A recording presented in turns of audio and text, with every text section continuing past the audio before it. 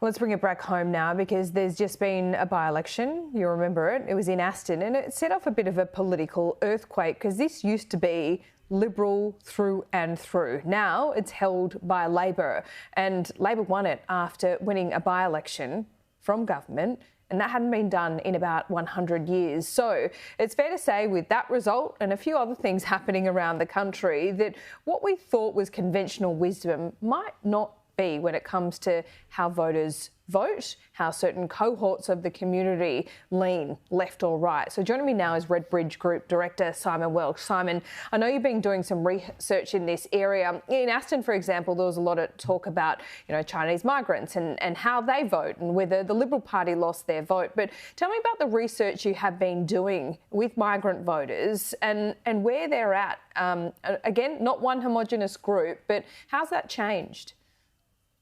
Yeah, thanks, Laura. And look, I think your comment there is spot on too. That thinking about diverse communities as homogenous entities is always fraught with fraud. But certainly, if I can speak in generalities, what we're seeing is areas where there's higher levels of cultural linguistic diversity. We're seeing Liberal Party vote plummet.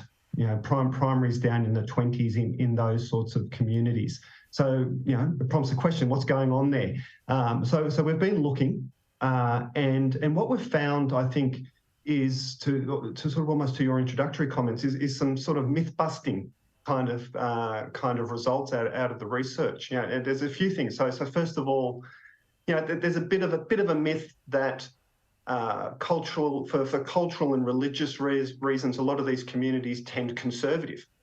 That may have been true for the older generations, but for the younger generations that are coming through in these communities, certainly what we're seeing is a deeply socially progressive outlook on life, and that's across issues of gender, across issues of climate, across issues of law and whatever issue you want to talk about.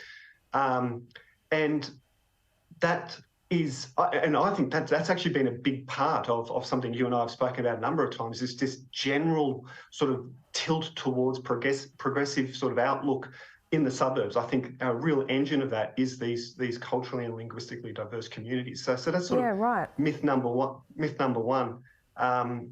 number two is you sort of hear this trope of tension between diverse communities. They don't always get along. But certainly what we're seeing is, again, may have been true in the past, and certainly true of individuals today, but generally speaking, where sort of the mainstream runs is this intolerance of intolerance, whether it's directed at them or whether it's directed at other minority groups in societies, vulnerable groups in societies. There's almost sort of this sense of solidarity, and it's particularly profound amongst sort of second generation migrant communities that have seen their parents suffer from it, they've suffered it from it themselves. So a really sort of deep sense. So yeah, there are these sort of myths, I think, that are being exploded, and the way in which they're breaking at the moment is bad news for the Liberals. But it used to be so reliable for the Liberals. I'm just thinking back to the Howard government days, for example, the migrant vote, the Howard battlers, particularly in Western Sydney, you could bank on them voting blue.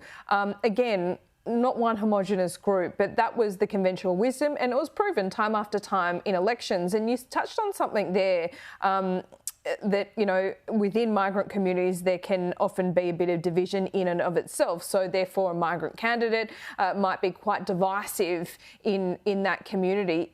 Are you saying that's not the case anymore, or was never the case? It's breaking down. It's breaking down as we sort of move through these generations of communities in these communities. Those sorts of tensions we're seeing in our qualitative work are starting to break down, and I think it's also and this sort of speaks to the appeal. Certainly in some of those older generations in these communities, that there was this very strongly economically focused kind of vote, almost that sort of imported kind of American dream, if you will. Like we've come to Australia to make good, very economically driven. And so what we're seeing now is, look, of course, that's still true. There's still aspiration, but that aspiration is now very much around we know we need, and this is even amongst new migrant groups, we know we need and we want government support to get there. You know, the old sort of bootstrapping idea doesn't hold up anymore. And so what's fascinating is just about every group we do with communities like these that either have considered moving to the US or have friends and families that live in the US, is we don't want to be like the US. That's why we've come to Australia. And the US health system scares the hell out of people.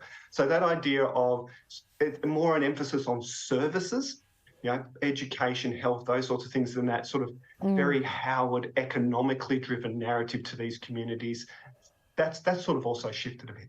Yeah, Liberals have a bit of work to do on many fronts there, Simon. Thanks so much. We'll speak to you next week. Thanks, Laura.